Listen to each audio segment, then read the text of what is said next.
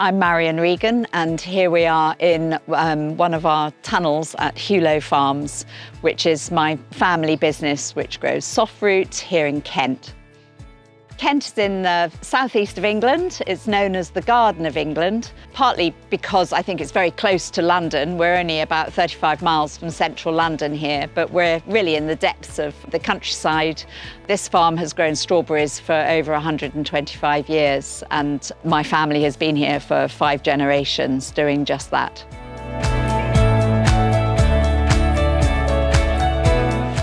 And we grow strawberries, raspberries and blackberries.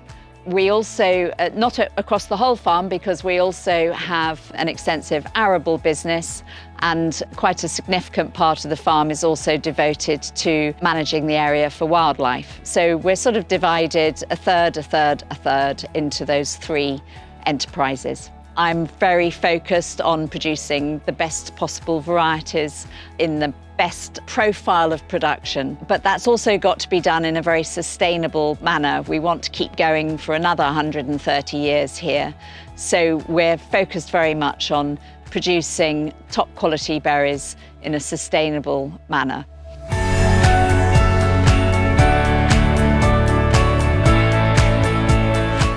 And we grow for the major multiple retailers, and we supply them through marketing cooperative, Berry Gardens.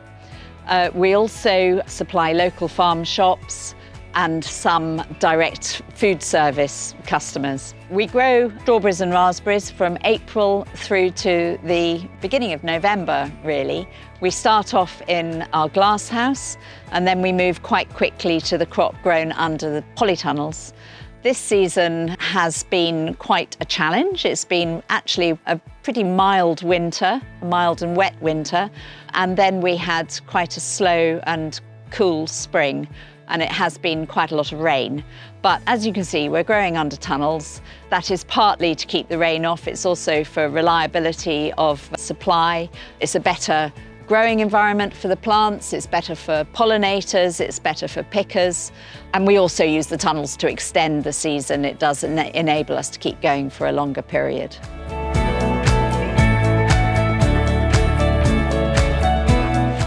So here at Hugh Lowe Farms, we're growing about 5,000 tonnes of strawberries and about 800 to 1,000 tonnes of raspberries and blackberries. That is across about 200 hectares of tunnels, which, as I said, is actually only a proportion of the farm, because we mitigate the intensive effects of growing under tunnels by having hay meadows, coppice woodland, quite a lot of hedgerows and fields and uncropped areas on the farm.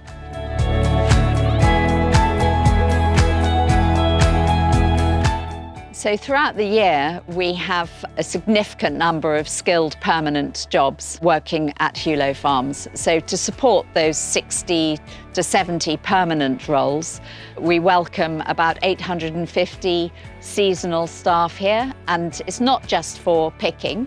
They also are doing a lot of the husbandry work of planting, tending to the plants, pruning, and also packing, because we have our own pack house on the farm, so we're also packing and distributing the fruit to the supermarket depots.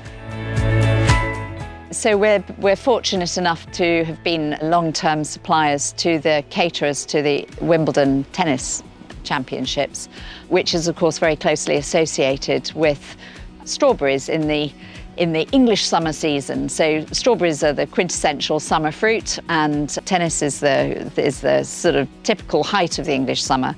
And so they do eat a lot of strawberries at Wimbledon, and we are very pleased to supply them all. We do supply up to 50 tonnes of fruit to them.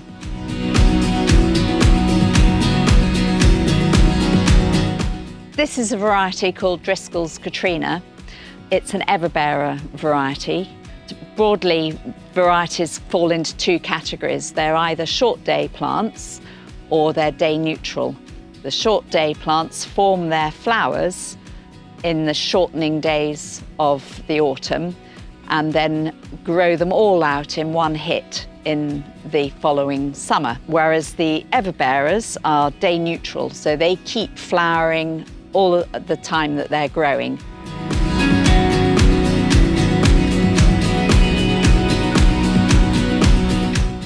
So at Hugh Lowe Farms, we're a member of Berry Gardens Growers, which is a cooperative of specialist soft fruit growers. It's been going for over 50 years. It's good to be a member of Growers Cooperative because we can share best practice. It gives us some negotiating power. It also means that we can be a significant block of production for a customer. Berry Gardens Growers has an exclusive arrangement with Driscoll's, which are the world's largest soft fruit marketing company. And Driscoll's has always put in a huge amount of resources into breeding varieties. So they have exclusive genetics, one of which is this variety here.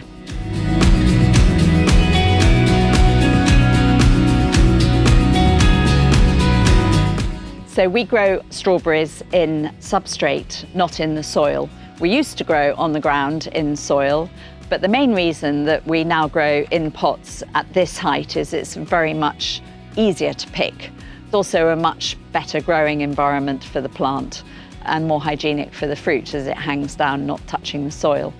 But I can show you the substrate. So if I get a pot out, then you can see. So that's the substrate, and it's all coconut fibre, coir, and we haven't used peat for probably 15 years on this farm because peat is obviously not sustainable. So it's a very good rooting medium for the plants. And each pot is irrigated with these drippers, receives exactly the right amount of irrigation nutrition that it needs at each stage of its growth cycle.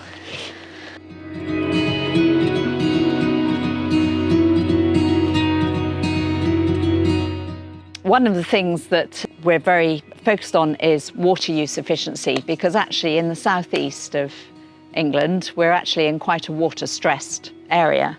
There's a lot of people also live in this area. So we want to optimise our use of irrigation water. We have a number of reservoirs system. We can collect about 6,000 cubic metres of water in a normal rainfall year, which we can then channel into our irrigation reservoirs.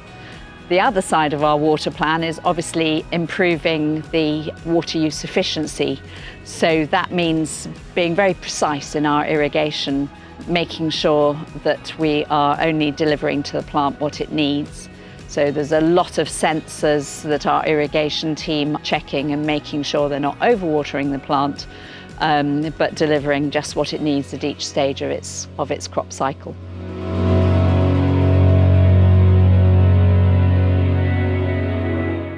When it comes to pest and disease control, we're very focused on a biological control programme. And that's partly necessity and partly because that fits in with our ethos of promoting biodiversity on the farm. The necessity comes from the fact that one of our worst pests, which is western flower thrips, can't be controlled by chemicals anyway. So we rely very heavily on introducing predatory insects for each stage of the thrip's life cycle. So we're really building up a population of beneficials, and you can see here where we've actually used the mechanical distribution of, this would be an ambaceous predatory mite, which has been raised in a sort of vermiculite substrate, and that will be spread on the crop canopy there.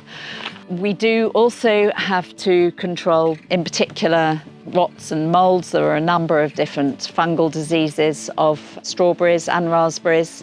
Mostly we have a reliance on resistance for a lot of the root diseases, but there are some of the botrytis and those sorts of diseases where we do need to have a chemical control program.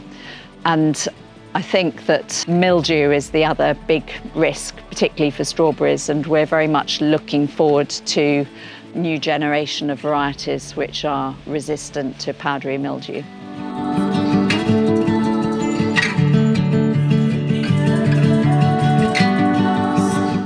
So we propagate all the strawberries behind me, starting off with some mother plants. We've got a separate field of mother plants where we grow the plant.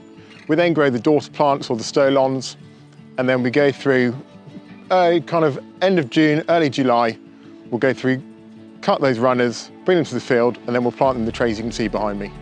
So we are producing about 5 million tips this year that will go into various plant types.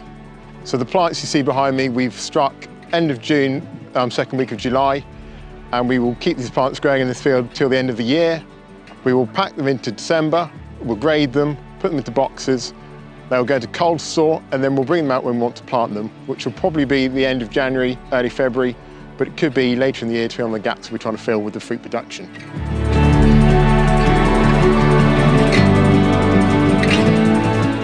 What I've got here is a fully grown strawberry plant grown in 50% coir and 50% repurposed growing media. Recoir's product is very similar to peat. It's been tried and tested across the salad industry as well as the soft fruit industry, where the water holding and the air porosity capabilities are fantastic and almost identical to peat.